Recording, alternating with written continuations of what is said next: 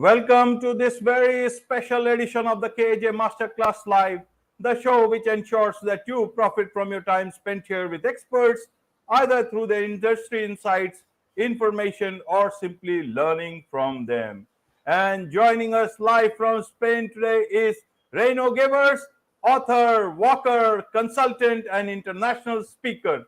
He has shaped his real he has lived his life has been shaped by diverse experiences across continents. Welcome to the show, Reno. Is my audio clear, Reno? Are you hearing me? Now I'm hearing you. Okay. Okay. Maybe if there is a problem with the audio, do let me know. But what I said was last was welcome to the show. I'm happy to be with you, AJ. You're welcome to the show. Welcome to India in this online form. And I'm sure a lot of people will benefit from what we are going to talk about. We'll be talking about the healing power of walking.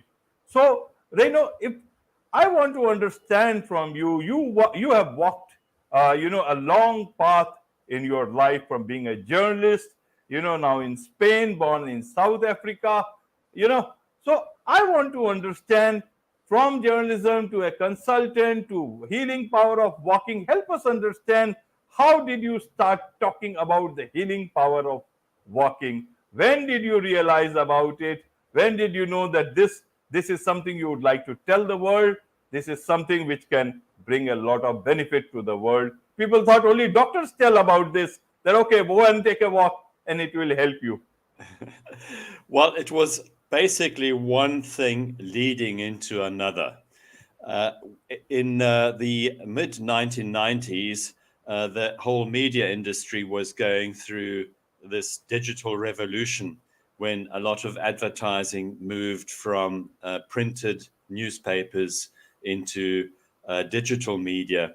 And I was closely involved with lots of staff cutbacks and retrenchments and the day-to-day changes that confronted my profession at the time. I did start my journalism career in South Africa, and I always felt the need to educate, inform, and to be a watchdog on society.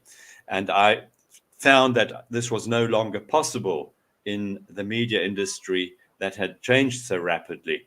So I was at a crisis point in my life where I perceived that I needed major changes.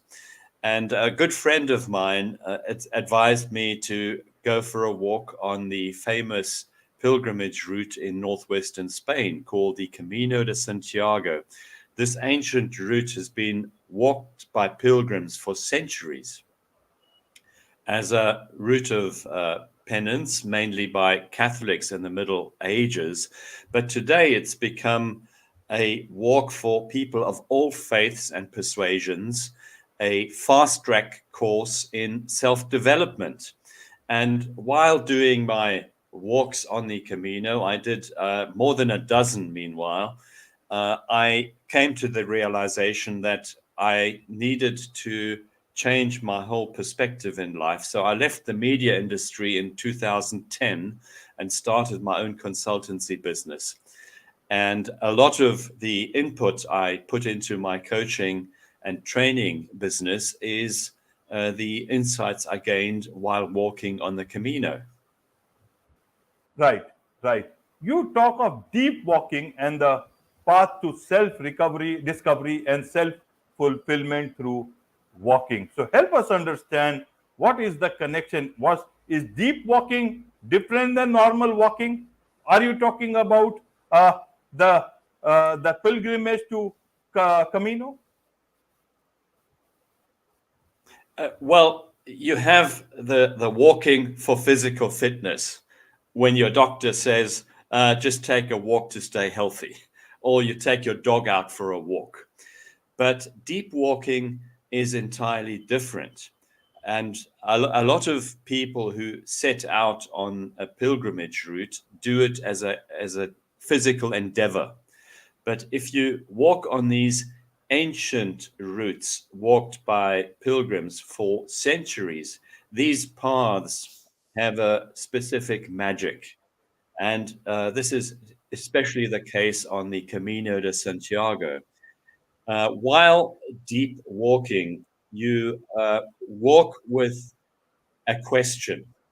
And a lot of people who walk the Camino have this ancient old question on their mind: where have I come from, and where am I going in life?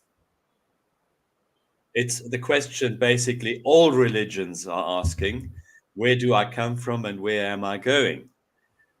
But lot of people who walk the Camino don't come from a particular faith. They don't come from a particular religion. And what I found was that we all felt a sense of unity, a sense of being one humanity when you meet a fellow pilgrim who might be from a different country, a different cultural setting, a different profession. But you basically have this one question that you seek an answer to.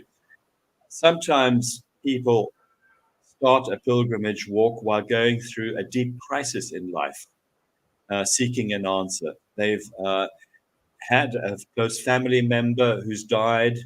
They've gone through a divorce. They've gone through a financial meltdown. The issues of life, and they feel the need to start something new, to start afresh from somewhere.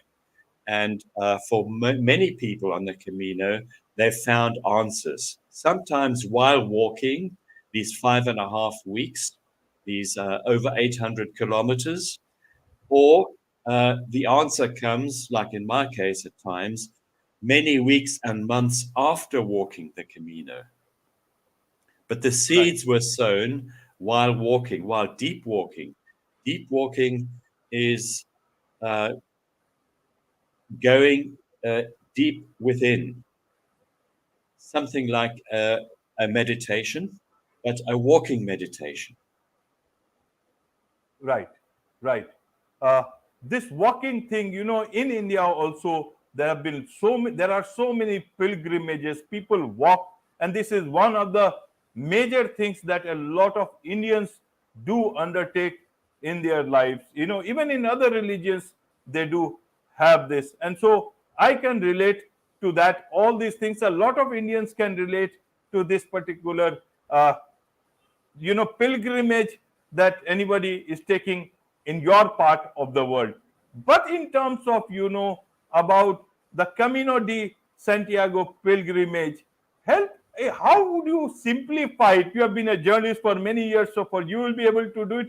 How do you simplify it for others, even in this part of the world, exactly what it is it how is it related to something that can bring them to that journey of understanding themselves, give them an insight into their own self, and get the new discoveries for a future life, the life that they seek for themselves. Well, you have to go back into history. In the Middle Ages, the Camino Santiago was very popular as a route of pilgrimage, and it only revived in the mid 1980s when people started walking it again. But this route actually goes back way before that, during the times of the pre-Christian era, when it was used by the Celts as a path of ritual, worshipping the mother goddess, the earth goddess. And then later the Christians made it into a Christian path of pilgrimage. And today you have people of all faiths walking it, very much like people in other parts of the world walk a route of pilgrimage. It has a religious connotation, but it is much more than that. People are going or rediscovering pilgrimage routes as a means of self-discovery, as a means of taking a time out from all the distractions that you have from the world outside there. You know, in our world today, we are faced with countless distractions. There's so many media and voices out there telling us where to go. You have to be like this, you have to be like that. You will be happy if you do this, and you will be happy if you buy that. Now, when you go on a pilgrimage route, all that gradually falls away, and you go back walking into your essence. Who am I? When all those distractions, all those images fall away, it's basically walking off the ego, or walking off the many distractions that pull at us on a daily basis. Wonderful, wonderful, Reno.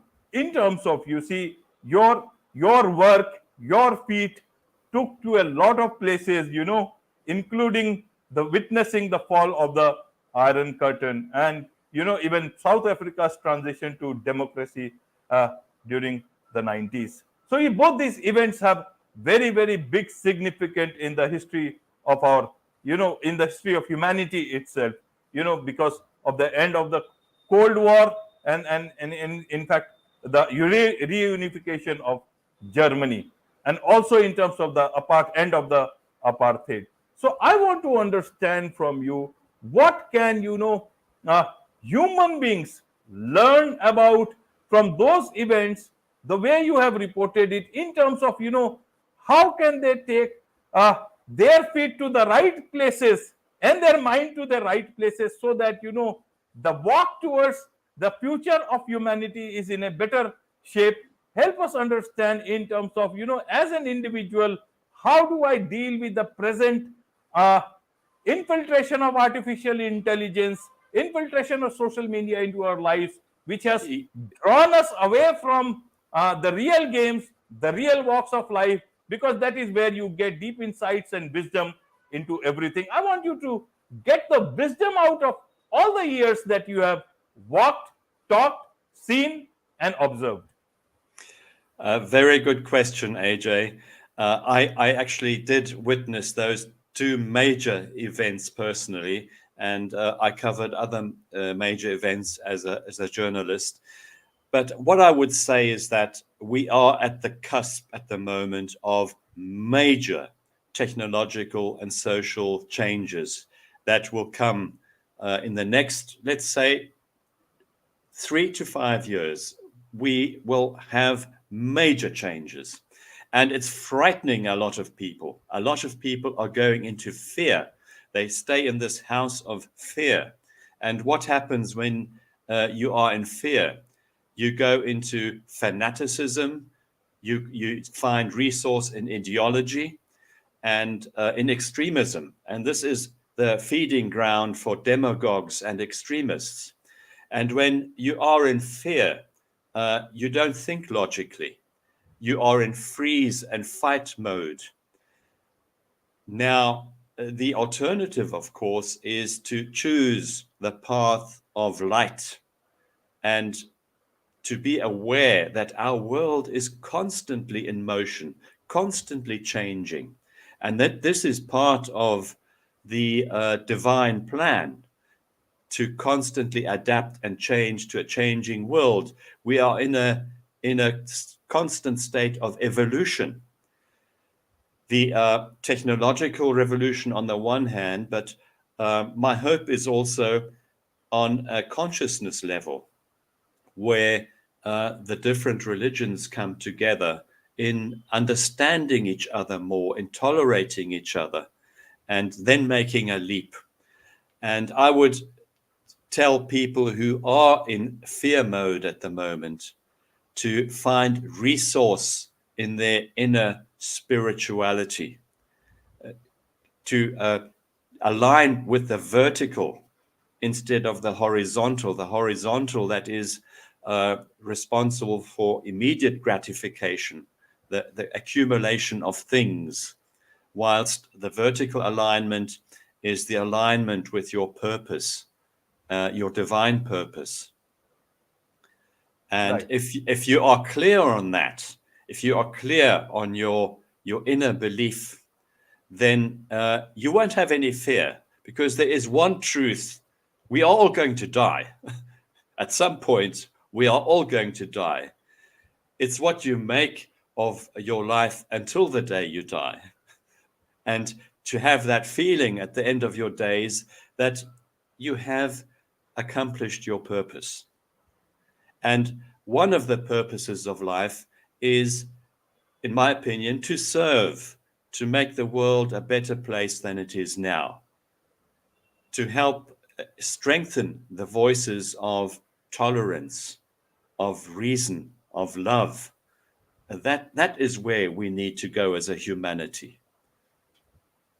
Absolutely, absolutely. One more thing I wanted to understand for the audience, especially from two angles, Reno. One is the in terms of what is happening in the media itself. A lot of people start with changing the world through their journalism, but now that in spite of the number of avenues increasing, the what the journalism that is happening is not exactly everybody would like to do, because it's getting constrained by a lot of political talk, or maybe very narrow talk, which is pushing a lot of good journalists out of it, out of the mainstream journalism.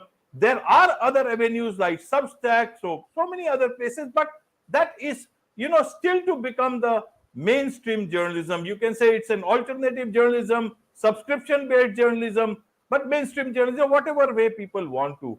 I want to understand, when you constrain this sort of real sort of a journalism, because the way society is happening, the businesses are happening, the way political leaders are trying to control narratives almost in all spheres of life all across the world, how do people continue, especially journalists or media people, live the purpose of their life, that okay, I will try to bring the truth to the world and change the world in my way? How do they go forward? Secondly is, news is not just about, your media is not just about doing one work.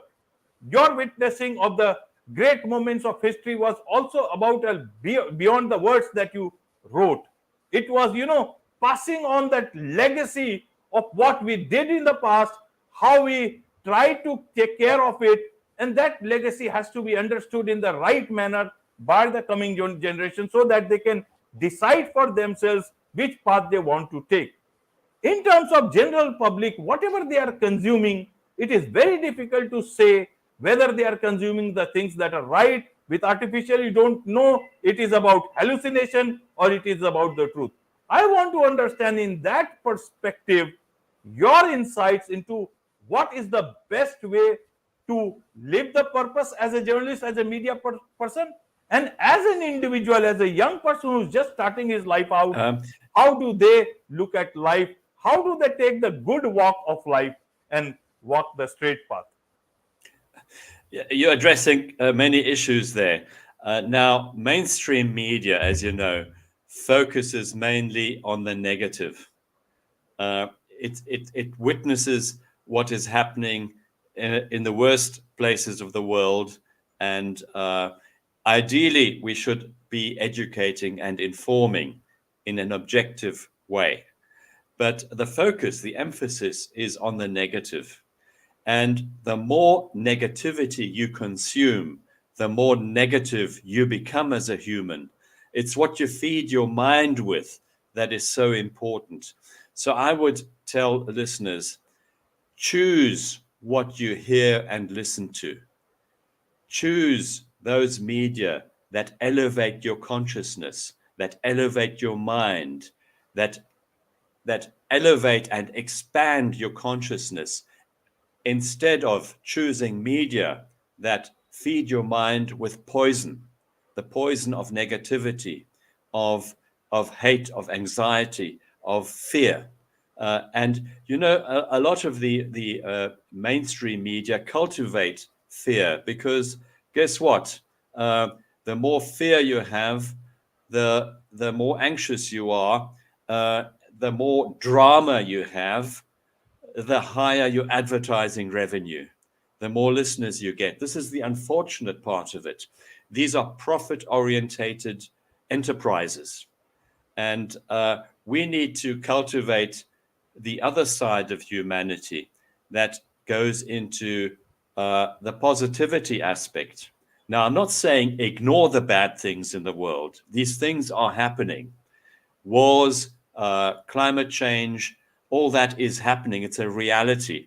But at the same time, we also have the other half. It's yin and yang. We also have a lot of good things happening in the world. And we need to focus more also on the good things, because what happens if you just focus on the negative, on the violence and the wars? You go into freeze and fight mode. When you go into a calm state of mind, when you go into joy and happiness, that's when your prefrontal cortex part of your brain, your creativity comes into play. That's when you find solutions to problems from a calm state of mind. This is my philosophy of deep walking.